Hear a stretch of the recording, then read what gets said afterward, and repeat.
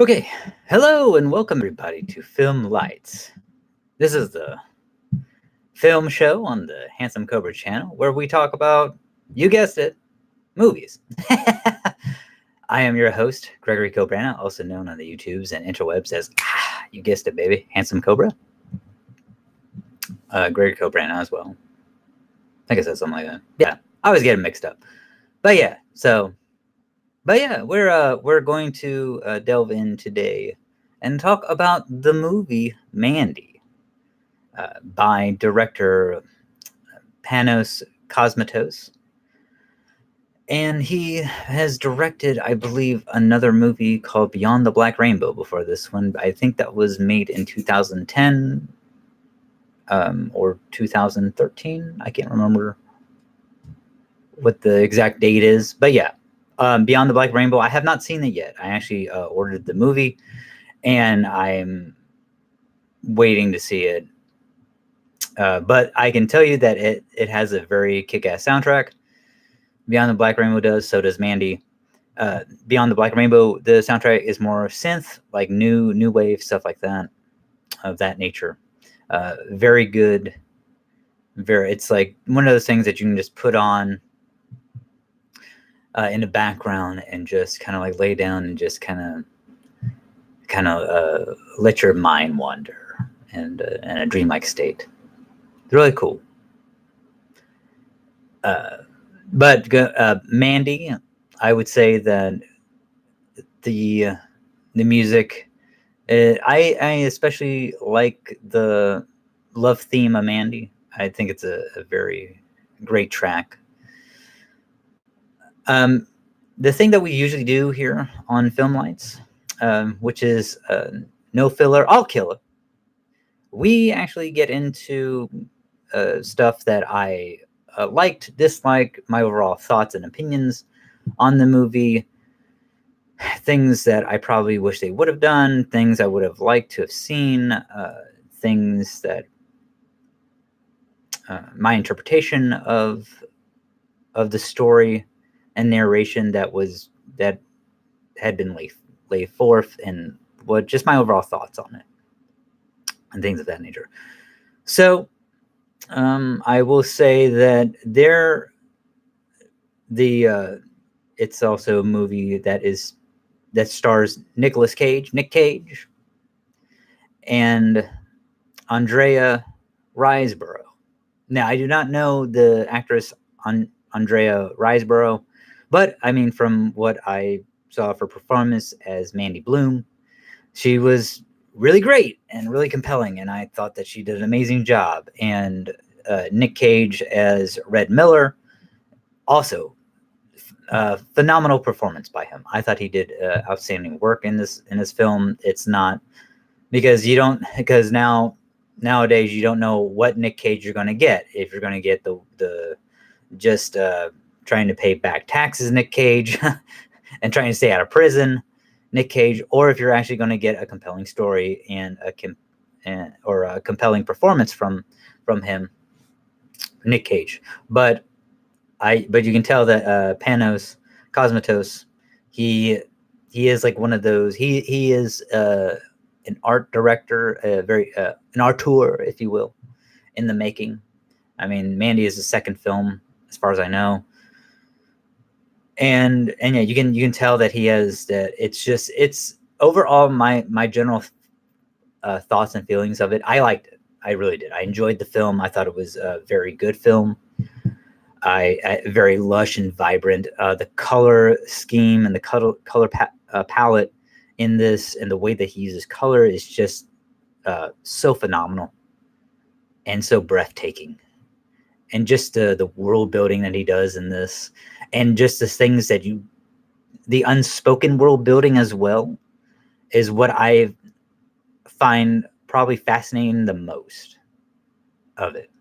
And I'll get into that a little bit later on. There are, I will say that there is 20 minutes, 15 to 20 minutes of the movie that I really just was like, okay, I hope they hurry up here, because I am getting bored out of my skull, and I really don't want to fast forward this movie because I like it, but I will endure this. Now, I can't say further viewings. I won't fast forward through it, through the parts. But I wanted to get the full scope, the full, because you have to understand this movie is 2 hours and a minute long, so it's a pretty lengthy movie. I would say the first 20 to 30 minutes I really enjoyed, because it's just Red and Mandy and their relationship, and then you have the one group of antagonists, the Children of the New Dawn, come in, and their leader Jeremiah, which is basically kind of like an allegory for Charles Manson, and he has like these followers, Lucy, Brother Swan, Marlene, and these other three gentlemen who I don't know their names. One's a heavyset person, another's a real just gangly, dorky dude, and you kind of like have this one guy who's like balding, but he's very buff guy, who has like a chainsaw with a very enormously long chainsaw blade, and yeah, it's just. But then you have the other group of antagonists, the Black Skulls, and we'll get more into those, and we'll get more into the Black Skulls probably a little bit later. But right now, I want to focus on the Children of the Dawn and things I didn't really like about it. So what I didn't. So when we first meet the Children of the New Dawn, Brother Swan is driving. Jeremiah is in the front passenger seat, and he just like looks so so disenfranchised with life. Like, oh, my life is so terrible. It's like, oh my gosh, this mortal realm, and then he sees Mandy walking along this path that they're driving down, and she's walking towards them, and then basically he just has this image that just keeps on repeating in his mind, and it's of her, and like he basically tells the cult that he needs her, he has to have her and stuff like that, and because basically in his mind's eye he's the resurrection, or like he's the new Messiah in his mind's eye, that basically he goes very blasphemous and says that Jesus was was wrong, and I'm the resurrection and stuff like that, or I'm the second coming. And it's just really it's really weird, because as a simple fact, and very condescending as well, because the simple fact is that they wear crosses, and apparently it's like, okay, that's a representation of Jesus, and now you're wearing crosses around your neck, but now, so what are you trying to say? That it's in remembrance, but you're trying to say that you're the new Messiah? I mean, it's just really weird. And honestly, just a thing that I kind of had trouble with, like, grasping. I mean, I understand. And like I said, I mean, this is just my interpretation, but just wasn't really my cup of tea. Also, too, so he calls in.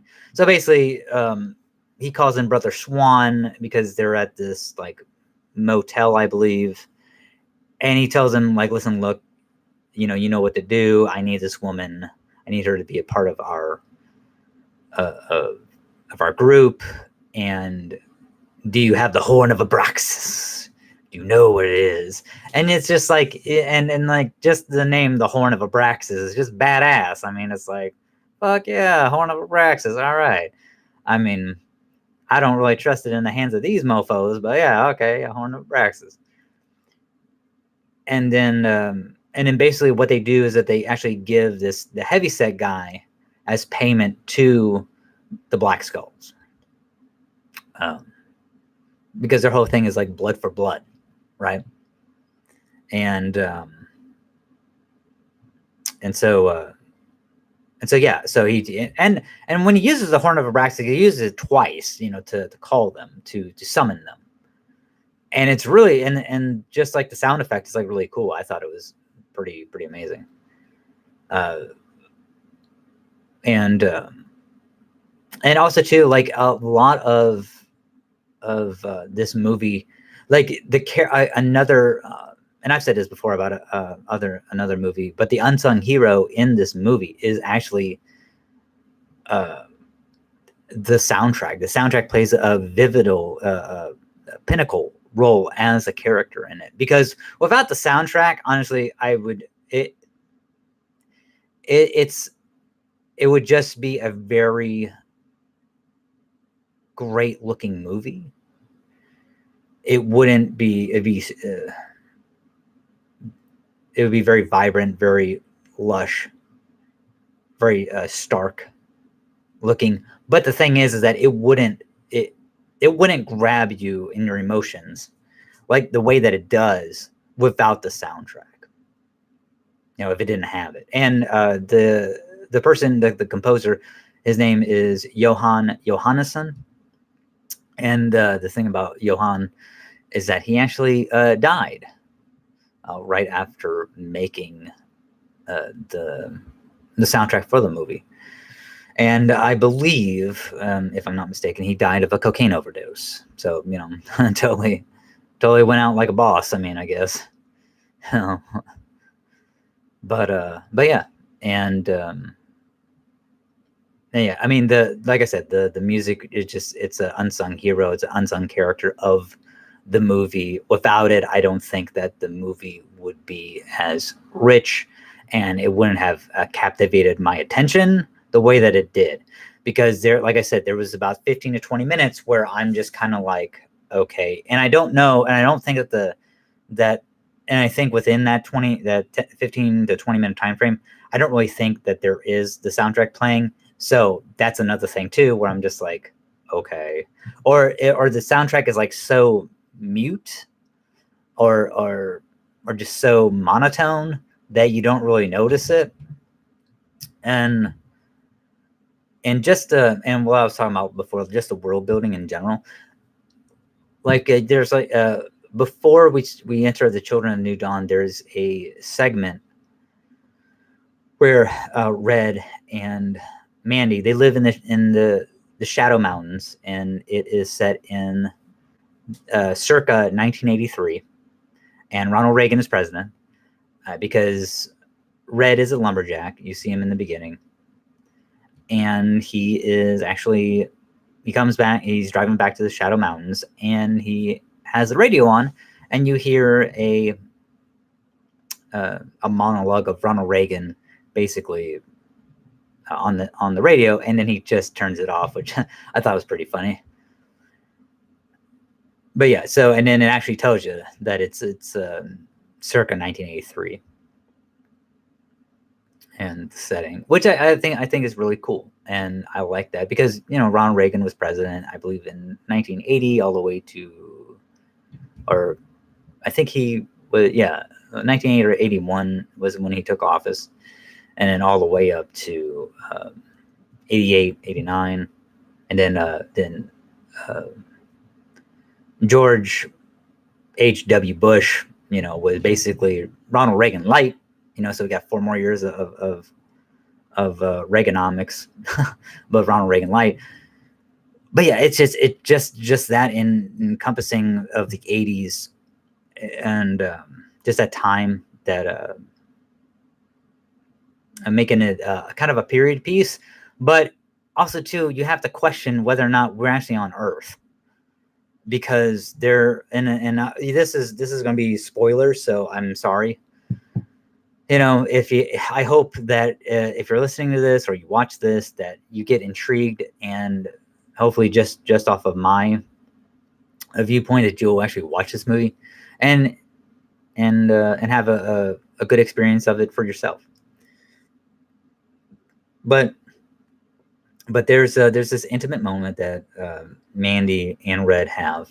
They're in bed, and it's like the first 20 minutes of the movie, and they're talking, just a couple talking about, you know, their day and stuff like that.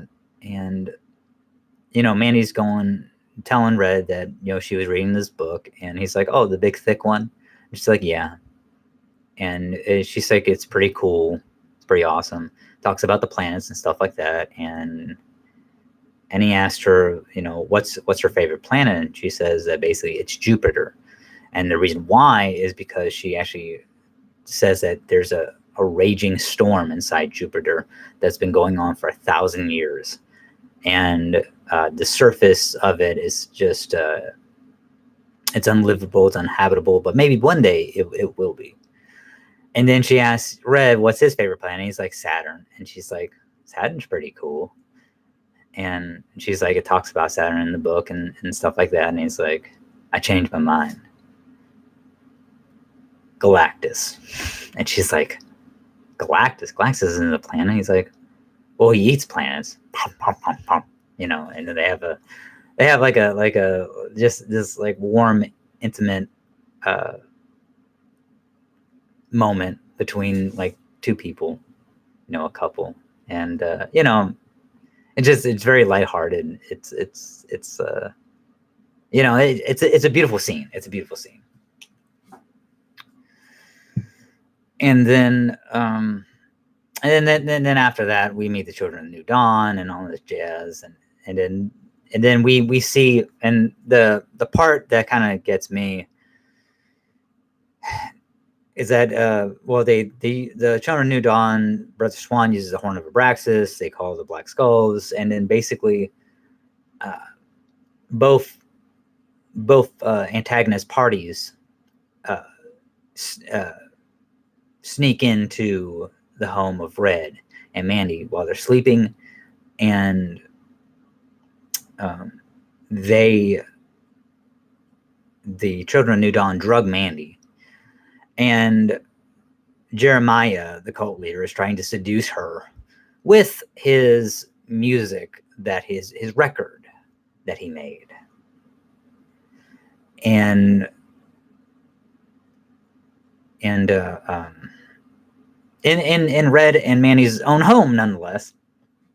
He says that basically, you're very special, Mandy, and I'm very special, so we should be very special together and all that jazz, and just trying to seduce her while she's drugged up, because and then he just and so all of his cult members are there, they're all fucking high, and next thing you know, he unrobes, and we see that, oh yeah, Jeremiah is a grower, not a shower. And then Mandy's so drugged up is that basically she's like, did you sing it? Did you make this song? He's like, yes I did. Feel the vibrantness of my words, just getting very, very over the top, and just like, feel the power, like he's fucking like the second coming or some shit. And she just starts like, this is trash, and she just starts laughing at him. She's like, this is nuts. And I'm like, yeah, it is, because this is pussy music. I mean, it's so fucking flowery and hippie, like, and it's so stupid. I mean, and she just laughs at him, and he's like, shut up, and he keeps on repeating shut up to her. And then you see him like make like a motion with one of his hands, like he's trying to masturbate in front of her. I mean, we really don't see it, but it looks like he is, because he's making the motion. And basically, because at this time she's emasculating him, because basically, she's not manipulated by what he would call his sexual persuasion. It's like, or sexual manipulation. She's like, fuck you. It's like, you're a fucking tool bag. It's you're nothing. You got all these people fooled, but not me. It's like, you're nothing. You're weak. And then basically, yeah, she totally emasculates him, and what do? They kill her. And then after they kill her, they have Red tied up in the backyard, barbed wired to a post in the backyard, and his hands clamped in barbed wire, and his mouth actually clamped in barbed wire as well, to where he can't talk. And so what did they do? Well, they actually, one of the cult followers strings Mandy in this satchel, in this bag that she's all wrapped up, strings her up, hangs her, and then Brother Swan douses the bag with gasoline that has the body of Mandy in it, and basically they burn her. And this is just like I understand why they did this, because you want to see you want to see the emotional points on Red's face watching the woman that he loves burn right in front of him. Because it goes to just pure horror, to sadness, to that glint of rage, like where it's like a true metamorphosis. And I understand, why, and they set on his face for like a good, I would say like 30, 45, maybe even like a minute. And it's just, to me, there's an ending, that the ending, it looks like a matte painting, because what happens is like, you see like Red drive away in his like station wagon, and it's a wide angle shot, and then it pans up, and you can actually see the universe, the outside, the world which they're on, and you actually see like two other what looks like planets.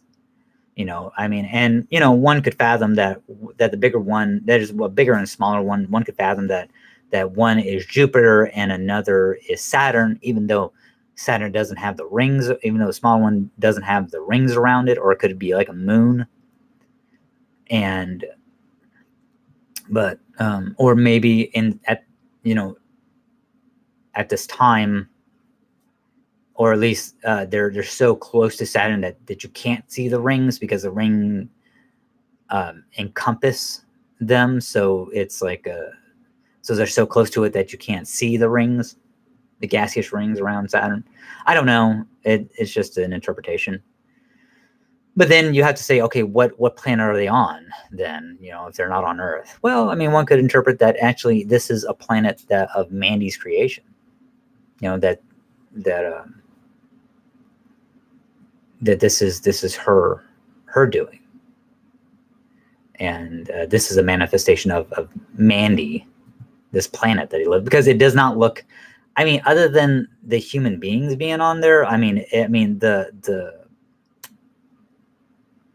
the rock formations, the jaggedness of the planet doesn't look anything human-like, or anything Earth-like or Earthbound, right? It looks very alien in scope and sphere and look. So yeah, you could just, one could interpret that it's a manifestation of a physical manifestation of what Mandy created. And the way that they have the color palette for like characters and stuff, it's just really cool, because there are glimpses of where it looks very normal, but then you see this color palette come out of, just flips on a dime, and then you see this color palette, and that's when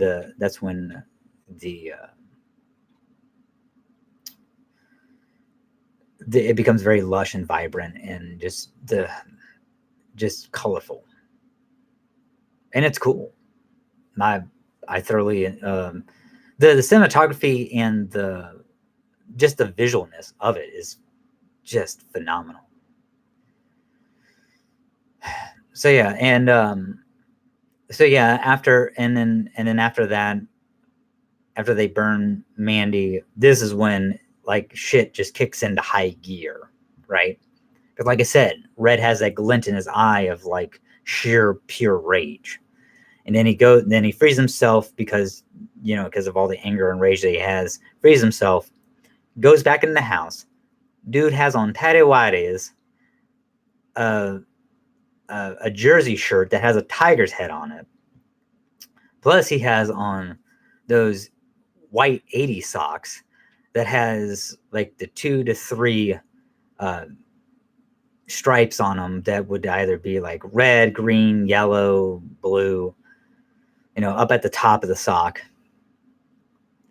And the dude goes in the bathroom, and in like a drawer off to the right corner, you can barely see it. He goes and he's searching for like this, and he's searching vigorously for what we later find out to be a half drank bottle of vodka.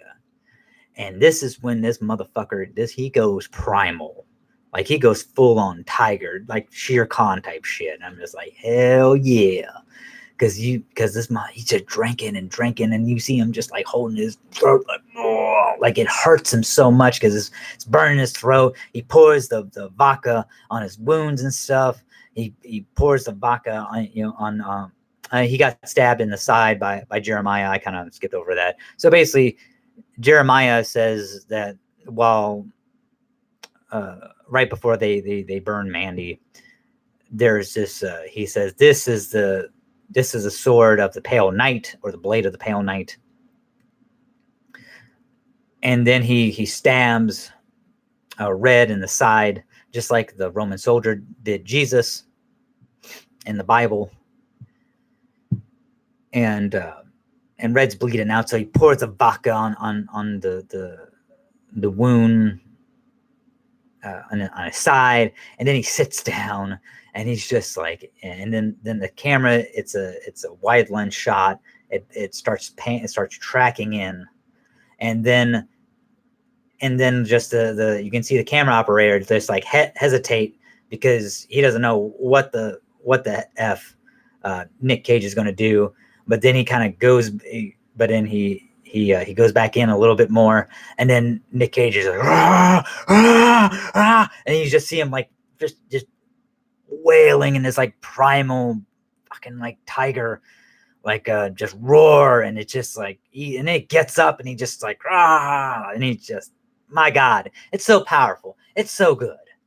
And I'm just like, yeah, that's right, you get pissed. And dude, he is just out for blood at that point. And he's forced himself to drink the vodka. And yeah, and then after that, he basically goes on this wild hunt. And he goes to his boy Carruthers. Now, here's the thing, though.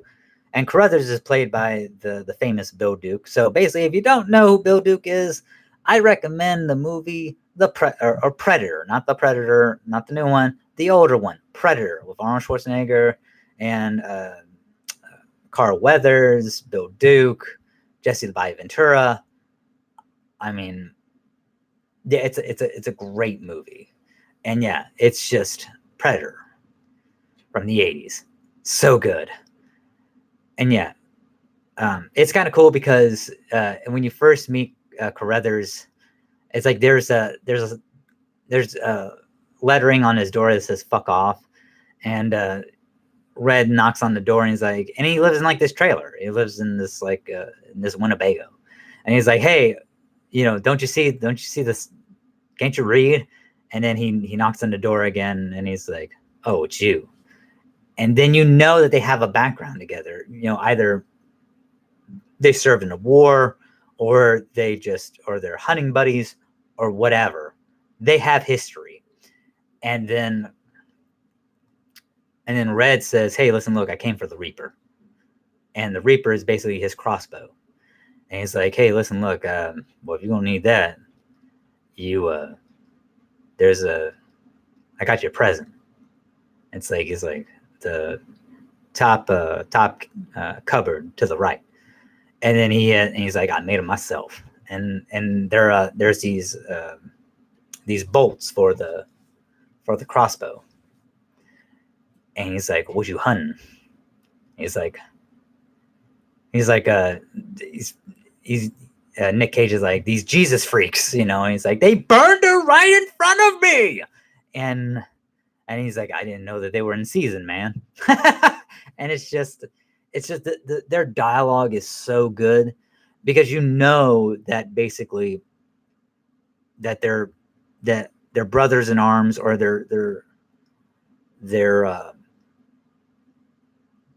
brothers by bond. It's one of those things where you can tell that they have a history, this unspoken history. And that's the other thing too. What I love about the movie is that that the history that's unspoken, the unspoken history of the movie, is what very captivating and very intriguing to me and interesting.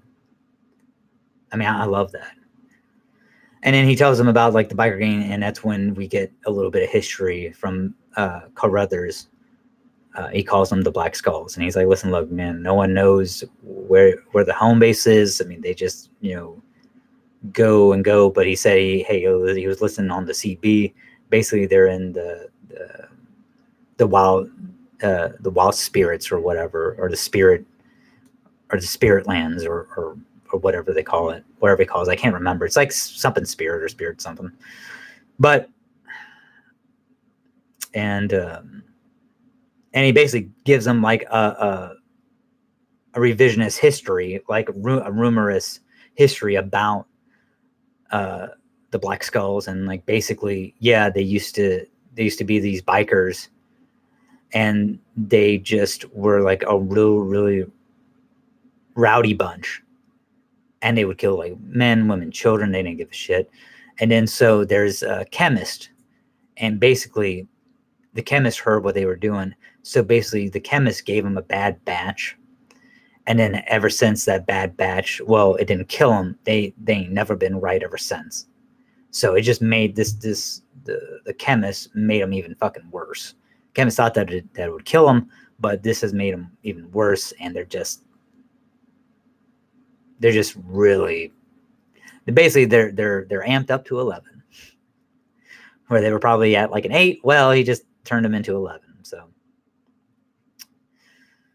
and that's when he gives them the lowdown, and basically he says, "Listen, look, I mean, if you hunting them, then you probably ain't going to make it alive." And I love it because Red says, "Hey, don't be negative, don't do that,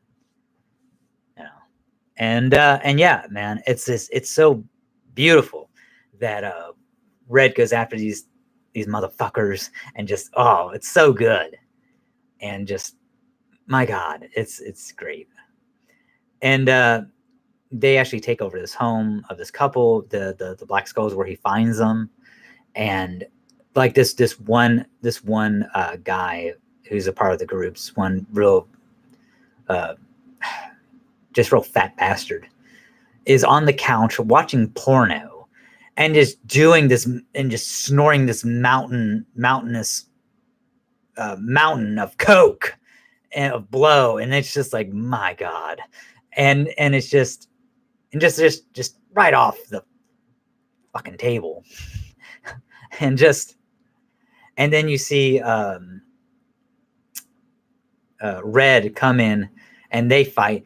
Red gets a damn box cutter, slits his throat, and then he takes up this shard of glass that and with the shard of glass has like this, like, just this big old, like pinch of coke, and he just like, and you see that shit all over his fucking nose, and he just like, my God. And he just fucking, and then this other guy, one of the Black Skulls, comes in, and he goes to hand, and then he just fucking just breaks his fucking neck. It's beautiful. It's effing beautiful. And you just see him like, it's just great. I'm just like, my God. And like, and the thing about the film is that the violence ratchets it up. It ratchets up every time. Like from the first time we see him kill one of the Black Skulls to the last one. And then he goes on to the Children of the New Dawn. I mean, the violence just ratchets it up. It's really good. It's really, and yeah, and I love it. And I love it. The second half of the movie is fucking great. Why? Because it's fake violence. It's fake. That's why people. It's like, that's why I can enjoy the violence, because it's fake. It's not real. It's make believe. It's pretend. but it does feel lived in. It feels real on a certain aspect. And you would and the thing about Red doesn't clean his clothes. I mean, he's just like his face is caked and soaked with blood. His blood, the blood of his enemies. I mean, this guy is full on fucking warrior. Like this primal beast that just does not care. And is just going out for the revenge of the wrong that was happened, that befell upon his woman, his lady. And you know what? I'm like, damn fucking straight, Red. You go, you do it, brother. You get your revenge. You kill these sons of bitches because they deserve it. And hell yeah.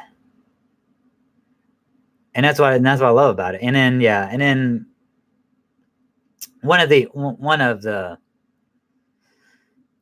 most disturbing parts is that, like, so he kills the Black Skulls. He gets to the people, the children of the New Dawn, and then the leader Jeremiah. I mean, he basically goes through them. It's kind of like I would say, kind of like almost like a video game esque, like where it's like you're having to go through each one and stuff, which is cool, which is not bad. It's just, it kind of just reminds me of that video game aesthetic of it, where it's like you're going up against this boss and stuff like that, or this mini boss until you get to the big boss, Jeremiah.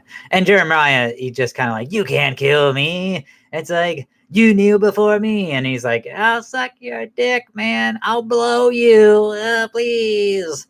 And Jeremiah is such a whiny bitch. But I do like this though. Fucking Red takes his hands, grabs his fucking head, and just matches his fucking skull and face, and just is fucking one of Jeremiah's eyeballs pop out and just like crumbles it like fucking paper, man. It's so beautiful. And you just see the jelly spurt out of his orifices.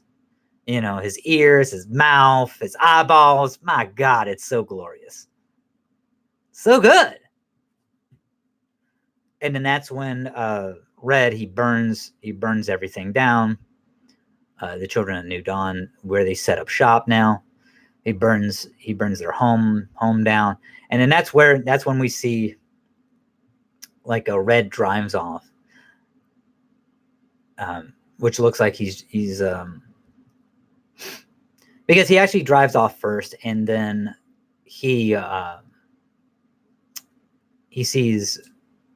like a flashback of the first time that he and Mandy saw each other. I mean, you can see that it's either like a bar or a dance or something, and it looks very normal. Like the lighting is very normal, but then it pans to like a bluish reddish tone, and it looks like the world of Mandy, and it's just like, oh my God, it's so beautiful. And then you see like Nick Cage, or Red, like looking in the passenger, and over in the passenger seat, driving straight, like, and he's just like smiling, like, hey, with blood-soaked face and stuff, and like he's smiling at Mandy because we see her in the passenger seat and stuff like that. But then it pans to him, and then back to the passenger seat, and she's not there.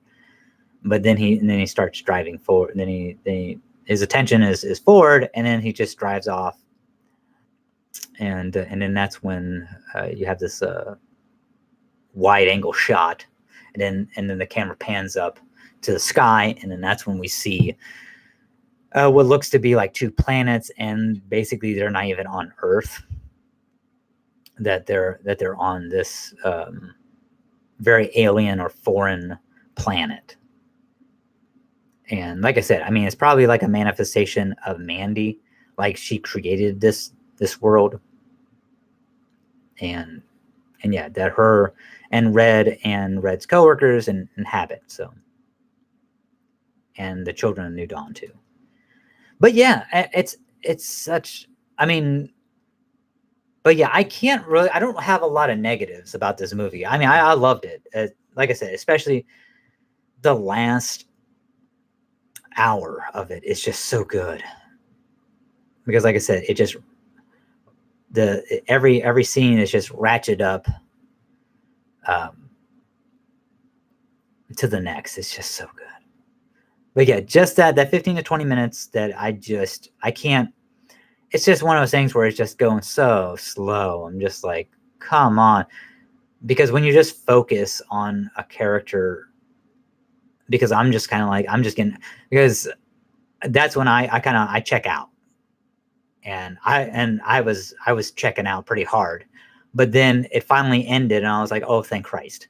And then I checked back in, and that's when, and then, but I will say this, that fucking sequence of Red with the vodka bottle and him in the bathroom was worth it. I will say that it was well worth it. Well worth the price of admission to check back in. And then from there, it just goes 110 miles per hour, and we are just on this adventure of fucking revenge. And I do like how they kind of, because they do there, you can tell there's like 3 acts, because there's the Shadow Mountains, the Children of New Dawn, and then Mandy, and that's how, and it's a 3-act structure. And the last act is basically the Mandy act is the one. The 3rd act is the longest, because that's just a pure hour of just kicking your balls in, high octane, 110 miles per hour, just, yeah, full on. We aren't fucking around here. We are going to kick some ass, take some names, and do some blow, because that's what Red does. Fucking just fix that glass shard. Just, oh my God, it's just it's so amazing. I mean, it's just, yeah, it's just so cool. But yeah, yeah, it's a great movie. It's really cool. Panos Cosmatos does a phenomenal job with it. Like I said, I'm looking forward to Beyond the Black Rainbow. I will do a Filmlites overall thoughts and review on it. Things I wish that they may have did different in this, I can't really say. There's nothing, honestly, there's nothing I wish that they did differently.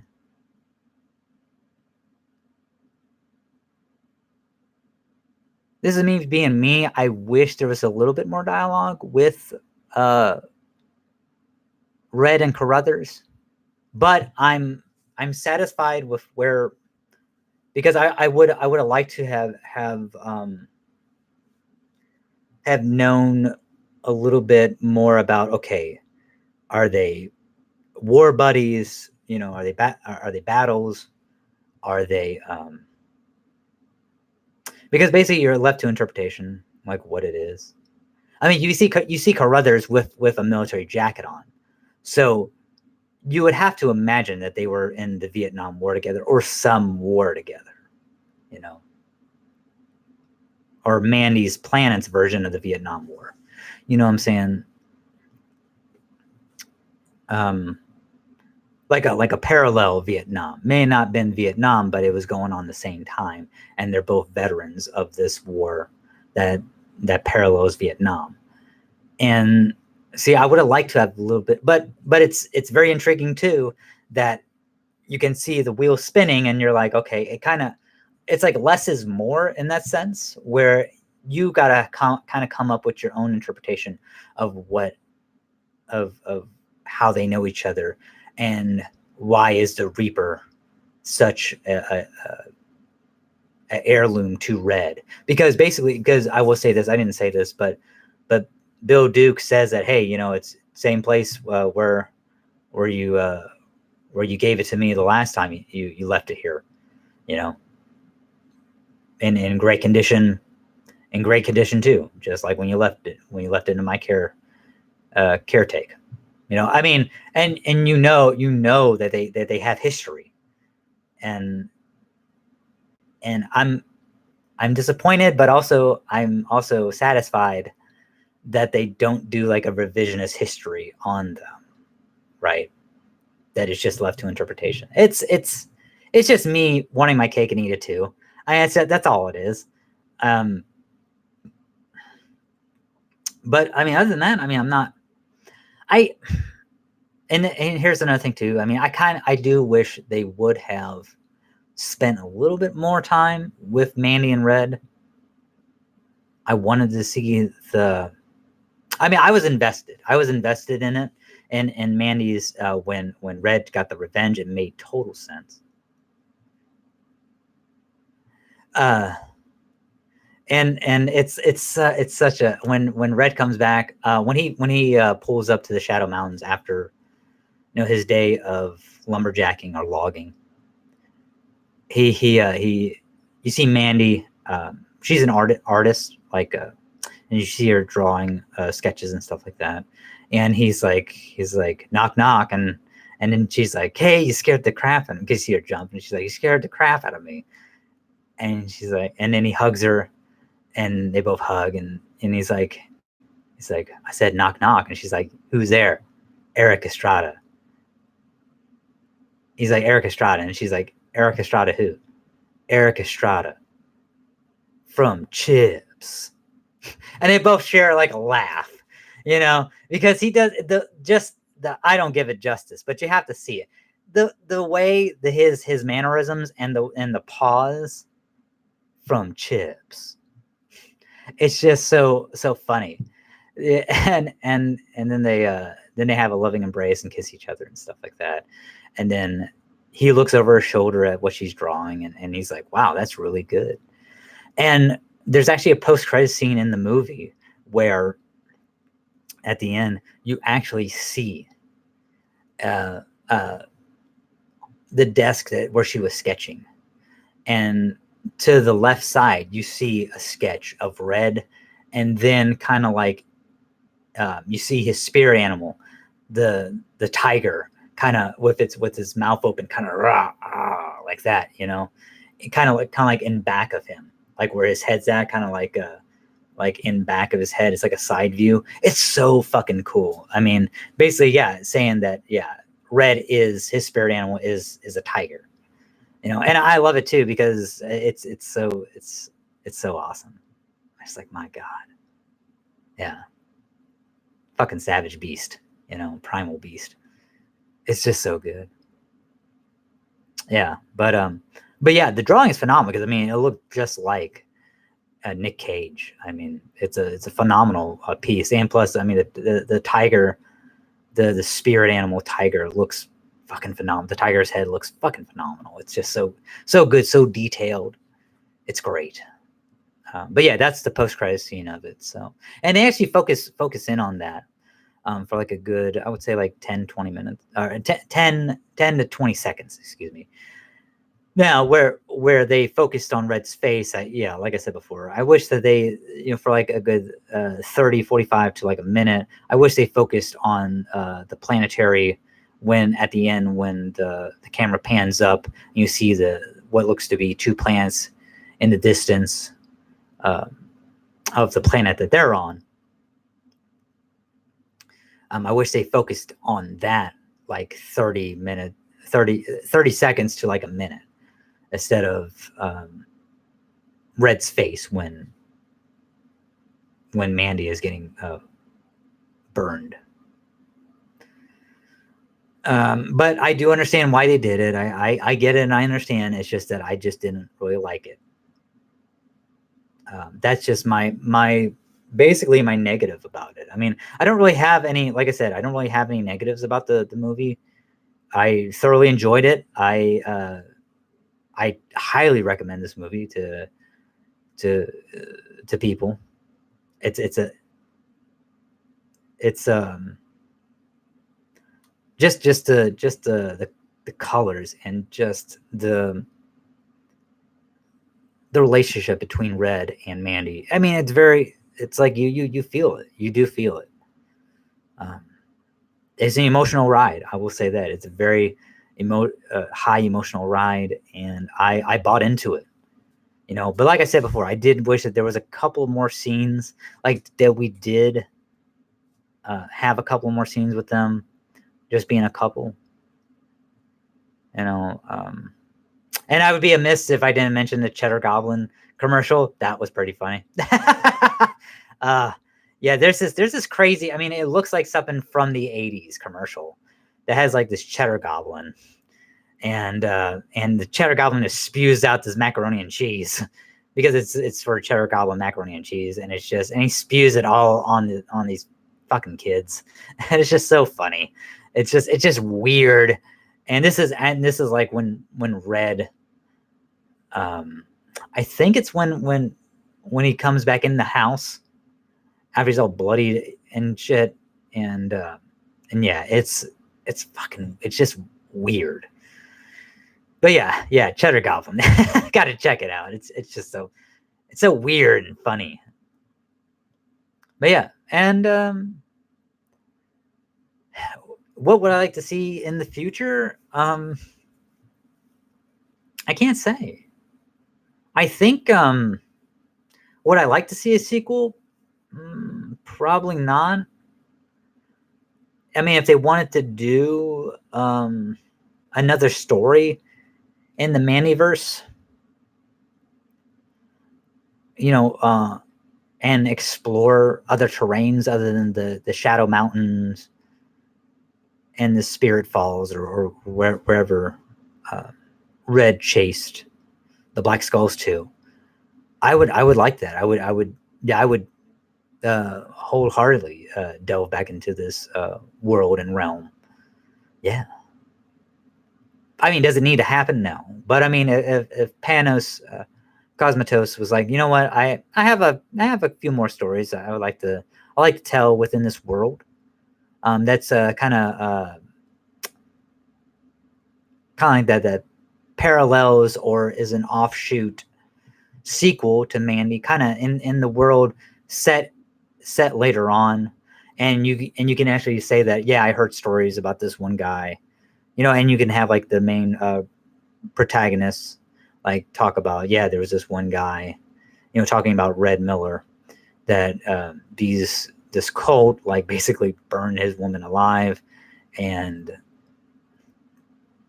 he went out and he sought out revenge against the Black Skulls, this group called the Black Skulls, and I believe they were about against the Spiker Gang and this cult group. And you have to call them the Children of New Dawn or the Black Skulls. And it would be nice to have, like, I mean, to have Bill Duke reprise his role as Carruthers, and be like, the stories are true, stuff like that. It's like it would just, yeah. If Panos Cosmatos wanted to play in that sandbox again, oh yeah, wholeheartedly, yeah, thumbs up for me. It's like, yeah, do it, bro. But if the dude's like, you know what, I want to move on to something else, I'm like, okay, cool, because I would not want to see somebody else take the reins, and because it wouldn't be the same. It just wouldn't be. I don't think so. I know I don't think, I think in my heart of hearts it wouldn't feel like the world of Manny. It would probably feel like a cheap imitation of it. Basically a budget imitation of the world of Mandy, if somebody else did directed the movie and wrote the movie as well. So of a sequel or an offshoot of the movie Mandy, and tried to set in the Mandy verse. I think it would just it would not live up to Mandy, the original movie, and it would probably be a detriment to it. Where basically how the first Highlander is a great movie, but everybody talks about Highlander 2: The Quickening, and people don't like it. People just write that shit off because they try to say that the Highlanders are an alien species, and I can see where people have problems with it, and yeah, it's just, to me, it's like, yeah, no, it's just, I mean, maybe they are, maybe they're not, or maybe they're just chosen ones,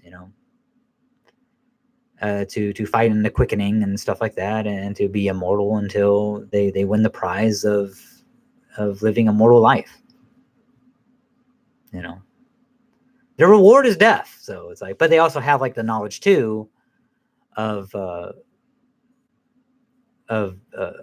basically helping the world and guiding the world into a more peaceful existence, right? So Yeah, and that's what I'm saying. It's like, it's just, I don't think that anyone else would do the Mandyverse justice, or a sequel or an offshoot. So yeah, I wouldn't want anyone else directing it other than Panos Cosmatos. So yeah. So yeah, that's my thoughts on like the future of Mandy.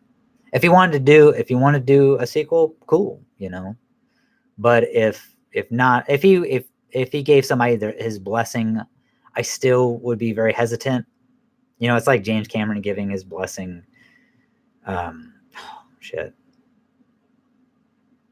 To Terminator Genesis. You know, I can't remember who directed that movie, but yeah, but I know that I know James Cameron was heavily a producer in Terminator Dark Fate, and they got Linda Hamilton back for this new one. And from what everyone's talking about, the critical reviews and stuff, it actually falls really good in line with Terminator 2. It's actually a really good sequel that Tim Miller, the director of Deadpool, and he has his I think Blur Studios. He's a graphics designer, computer graphics designer, and stuff like that. And you know, people say is so far, critics have said it's really good. It falls in line. So you know, it depends. It just depends.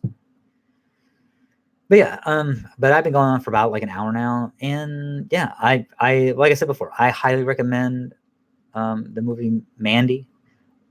Also, too, like I said, and I'll say it, and I'll emphasize this again.